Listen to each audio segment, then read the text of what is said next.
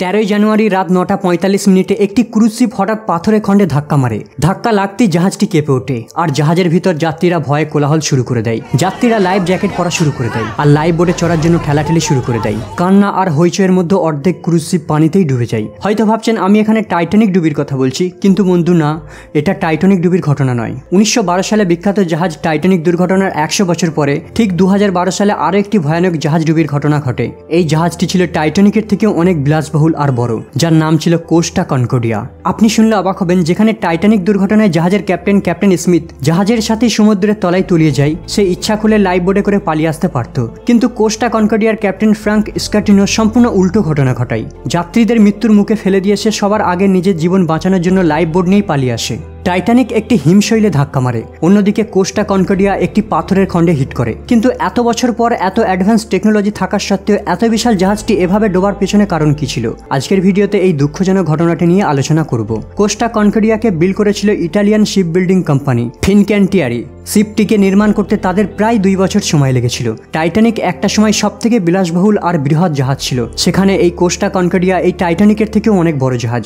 যদি এই জাহাজটিকে টাইটানিকের ডাইমেনশনের সঙ্গে তুলনা করা হয়, তাহলে টাইটানিকের দৈর্ঘ্য 882 ফুট আর চওড়া ছিল 92 ফিট। অন্যদিকে কোস্টা কনকর্ডিয়ার দৈর্ঘ্য ছিল 951 ফিট আর চওড়া ছিল 116 ফিট। যেখানে টাইটানিকের গ্রস ওয়েট ছিল 46,328 টন, সেখানে কোস্টা কনকর্ডিয়ার গ্রস ওয়েট 1,12,000 টন। টাইটানিক পুরাতন যুগের জাহাজের মতোই কোল পাওয়ারে চলতো। অন্যদিকে কোস্টা কনকর্ডিয়া ছিল ডিজেল চালিত, কিন্তু দুজনেরই টপ স্পিড ছিল 42.56 কিলোমিটার প্রতি ঘন্টায়। এবারে যদি দুইটি জাহাজে প্যাসেঞ্জার ক্যাপাসিটি তুলনা করা হয়, তাহলে টাইটানিকে ম্যাক্সিমাম 3,547 জন যাত্রী ক্যাপাসিটি রয়েছে। অন্যদিকে কোস্টা কনকর্ডিয়ায় ম্যাক্সিমাম প্যাসেঞ্জার ক্যাপাসিটি 4,890 জন। টাইটানিকে কেবল 840টি রুম ছিল, অন্যদিকে কোস্টা কনকর্ডিয়ায় টোটাল 1502টি রুম ছিল। কেবল সাইজের ক্ষেত্রে নয়, বিলাসিতার ক্ষেত্রেও কোস্টা কনকর্ডিয়া এক ধাপ আগে। আমরা ভাবি টাইটানিকের মতো বিলাসবহুল জাহাজের তুলনা হয় না, কিন্তু আপনার ধারণা ভুল। যেখানে এই জাহাজে 56টি কেবিনে ডাইরেক্টলি প্রবেশ করা যাবে, 5টি রেস্টুরেন্ট, 13টি লঞ্চেস আর বার, 40টি থিয়েটার, 9টি জ্যাকুজিস আর 4টে সুইমিং পুল ছিল। এইসব শোনার পর এখন বুঝতে পারছেন কোস্টা কনকর্ডিয়া বিলাসিতার দিক থেকে কোনো অংশে কম ছিল না। কিন্তু এই জাহাজটি বিখ্যাত হয়ে ওঠে ডোবার পরে। যেখানে টাইটানিক প্রশান্ত মহাসাগরে বরফের একটি পাহাড়ে ধাক্কা মারে, সেখানে এই জাহাজটি সমুদ্রের একটি পাথরের খণ্ডে আঘাত করে। এই অদ্ভুত কারণটি জানার পর আপনার মাথায় একটি প্রশ্নই আসবে, সমুদ্রের মাঝে কিভাবে পাথরের খণ্ড আসলো? আসলে এই জাহাজটি সমুদ্রের মাঝ বরাবর ছিল না, বরং জাহাজটি উপকূলের কাছাকাছি অগভীর পানির উপর ছিল। 13 জানুয়ারি 2012 সালে রাত 9:45 এই জাহাজের পেছন দিকে পাথরের সঙ্গে সংঘর্ষ লাগে। আঘাত লাগতেই জাহাজের লেফট সাইডের পেছন দিকে 53 মিটার লম্বা ছিদ্র করে দেয় আর বাইরের জল জাহাজের ভিতর প্রবেশ করা শুরু করে। এই কারণে জাহাজের ভিতরে ইলেকট্রিসিটি বন্ধ হয়ে যায়, ফলে সব লাইট অফ হয়ে যায়। আপনি শুনলে অবাক হবেন, রাত 10:45 পর্যন্ত অথরিটিকে অ্যাক্সিডেন্টের ব্যাপারে কিছুই বলা হয়নি।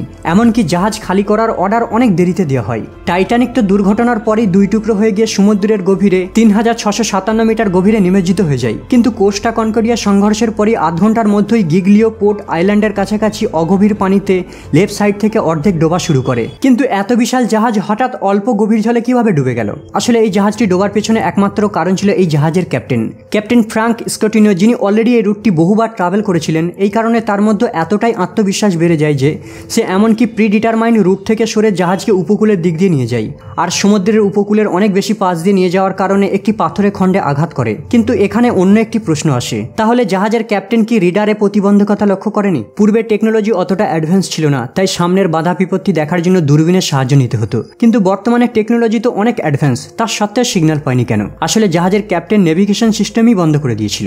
ক্যাপ্টেনের মতে এই রুটটি দিয়ে সে এতবারই ট্রাভেল করেছে, সে এমনকি নিজের চোখে নেভিগেশন করতে পারত। কিন্তু তারই এক ক্রু মেম্বার জানায় সেদিন ক্যাপ্টেন চশমা পড়তেই ভুলে যায়।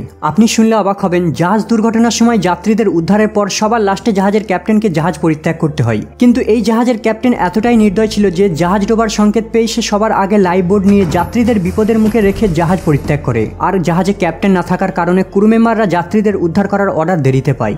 তবে কিছু ক্রু মেম্বাররা অর্ডার পাওয়ার আগে লাইফ বোট নামানো শুরু করে দেয়। এই জাহাজের মধ্যে বিভিন্ন দেশের নাগরিক ছিল, যেমন ইটালি, জার্মানি, ইন্ডিয়ান। তাদের উদ্ধারের জন্য লাইফ বোটের বন্দোবস্ত করা হয়। এছাড়াও ইটালিয়ান উপকূল রক্ষী বাহিনীর নেভি আর এয়ারফোর্সের 5টি হেলিকপ্টার সেখানে পৌঁছে যায়। যেখানে দুর্ঘটনার পর জাহাজের যাত্রীদের খালি করার জন্য 30 মিনিট সময় লাগা দরকার, সেখানে এই জাহাজটিকে খালি করতে প্রায় 6 ঘন্টা টাইম লেগেছিল। এখন প্রশ্ন হলো, জাহাজটিকে খালি করে যাত্রীদের উদ্ধার করার পর ধ্বংস হওয়া জাহাজটির কি অবস্থা হয়েছিল? 2012তে জাহাজটি অর্ধেক ডুবে গিয়েছিল আর 2017 সালে এই জাহাজ জাহাজটির শেষ স্ক্র্যাপিং করা হয়। এই জাহাজটির এত দেরিতে স্ক্র্যাপিং করার পেছনে একটি বিশেষ কারণ রয়েছে। এই জাহাজটি ডোবার পর একে পৃথক পৃথক পর্যায়ে সমুদ্র থেকে সরিয়ে ফেলা হয়, মানে জাহাজটিকে পুরো টুকরো টুকরো করে সরানো হবে। সর্বপ্রথম স্টেজ ছিল ডিফিউলিং। ডিফিউলিং করার কারণে যাতে সমুদ্রের পরিবেশ না নষ্ট হয় তার জন্য সর্বপ্রথমে ফ্লোটিং এয়ার ব্যারিয়ার লাগিয়ে জাহাজ থেকে জ্বালানি খালি করা হয়, আর এই প্রসেসটি করতে প্রায় 2 মাস সময় লেগেছিল। দ্বিতীয় স্টেজটি ছিল রাইটিং, রিফ্লোটিং আর রিমুভাল। এরপর 2013 সালে জাহাজের পার্ট পৃথক করে আবার পুনরায় বিল্ড করা প্রসেস শুরু করা হয়। এরপর জাহাজটিকে আবার জলে ভাসানো হয় আর জাহাজের পাশে কেবল আর স্পনসন লাগানো হয় যাতে জাহাজটি স্থিরভাবে দাঁড়িয়ে থাকে। অবশেষে 2014 সালে জাহাজটিকে গিগলিও পোর্ট থেকে জেনুয়াতে নিয়ে যাওয়া হয়। এরপর ছিল চতুর্থ স্টেজ, স্ক্র্যাপিং। জেনুয়াতে পৌঁছানোর পর স্ক্র্যাপিংয়ের জন্য প্রায় 3 বছর সময় লাগে প্রসেসটি শেষ করতে।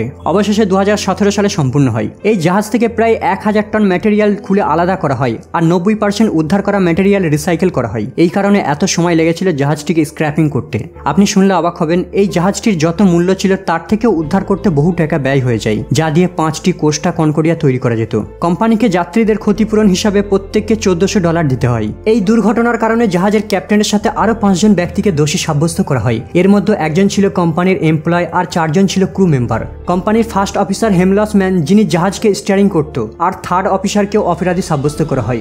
এগুলিতে কেবল কোম্পানি আর ক্রু মেম্বারদের সাজা ছিল, কিন্তু জাহাজের ক্যাপ্টেনের বিচার আলাদাভাবে করা হয় আর এই বিচারে তাকে 16 বছরের কারাবাসের সাজা দেওয়া হয়, যার মধ্যে 10 বছর রয়েছে নরহত্যার জন্য, 5 বছর জাহাজ ডোবানোর কারণ হিসাবে, 1 বছর যাত্রীদের মৃত্যুর মুখে ফেলে জাহাজ পরিত্যাগ করার জন্য, আর 1 বছর অথরিটিদের মিথ্যা বলার জন্য। ক্যাপ্টেনকে যখন ইনভেস্টিগেশন রুমে জিজ্ঞাসা করা হয় কেন জাহাজ ছেড়ে সে পালিয়েছিল, সে বলে জাহাজ ডোবার সময় যখন যাত্রীদের লাইফ জ্যাকেট দিচ্ছিল হঠাৎ সে ধাক্কা খেয়ে লাইফ বোর্ডের উপর পড়ে যায়, কিন্তু সে মিথ্যা বলে। এই ফুটেজটি দেখুন, জাহাজের ক্যাপ্টেন কোনো অ্যানাউন্স না করে কিভাবে লুকিয়ে পালিয়ে যাচ্ছে। এই দুর্ঘটনায় 43 জন যাত্রীর মৃত্যু ঘটে আর এই যাত্রীগুলি জাহাজের নুয়ে পড়ার দিকে আটকে পড়েছিল। তবে ক্যাপ্টেন যদি দুর্ঘটনার ব্যাপারে আগে থেকে জানিয়ে দিত হয়তো তাদের বাঁচানো সম্ভব হতো। আপনি শুনলে অবাক হবেন, যখন কোস্টগার্ড অফিসার জাহাজের ক্যাপ্টেনকে পুনরায় জাহাজে ফিরে যাওয়ার আদেশ দেয় আর যাত্রীদের উদ্ধারে বন্দোবস্ত করতে বলে, কিন্তু ক্যাপ্টেন মিথ্যা এক্সকিউজ দেখিয়ে বলে এখন রাত্রি, ঘন অন্ধকার, সে কিছু দেখতে পাচ্ছে না, পথ হারিয়ে ফেলেছে। কিন্তু অফিসাররা তাকে বহুবার রিকোয়েস্ট করে, তবুও সে ইগনোর করে আর নিজের জীবন বাঁচাতে সেখান থেকে পালিয়ে কিনারায় চলে আসে। বন্ধুরা, এই দায়িত্বহীন ক্যাপ্টেনের ব্যাপারে আপনার কি মন্তব্য কমেন্ট করে জানাবেন। বন্ধুরা, যদি জানতে চান টাইটানিক জাহাজ কিভাবে আগুনের কারণে ডুবেছিল তাহলে এন্ড স্ক্রিনে ক্লিক করে ভিডিওটি দেখতে পারেন। আজ এই পর্যন্ত, আপাতত বিদায় নিলাম, দেখা হবে আবার পরের এপিসোডে।